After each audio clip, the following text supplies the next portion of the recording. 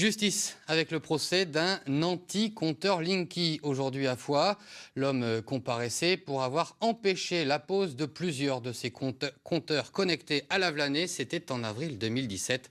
Une audience suivie par Geoffrey Berg et Pascal Dussol. À la sortie de l'audience, Gérard Rion s'est montré résolument serein. Pour vous, vous êtes innocent des faits que Enedis vous reproche? La manière, bien sûr. Ce qui me reproche, ça ne tient pas la route. Il n'y a pas de destruction de biens publics. D'ailleurs, leur accusation a glissé et ils sont allés sur le terrain de la sécurité. Ce militant anti-Linky est intervenu chez des particuliers pour barricader les compteurs à l'aide de plaques en métal. Dans sa plaidoirie, l'avocate d'Enedis a souligné le caractère dangereux des installations de l'accusé, par exemple en cas d'incendie. Elle lui reproche également d'entraver une mission de service public.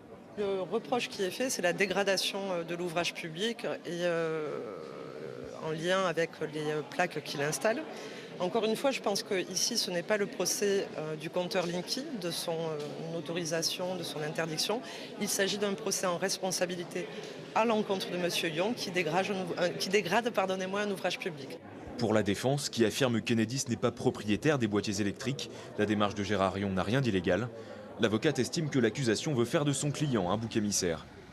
Monsieur Gérard Rion est leader d'un collectif de citoyens qui a de l'influence en Ariège, qui est écouté. On a énormément de communes qui commencent à prendre de plus en plus d'arrêtés entre guillemets anti-Linky. Et donc, le cas de monsieur Gérard Rion est très important pour la société Enedis. Chacune des deux parties réclame à l'autre des dommages et intérêts. Le tribunal rendra son délibéré le 9 novembre prochain.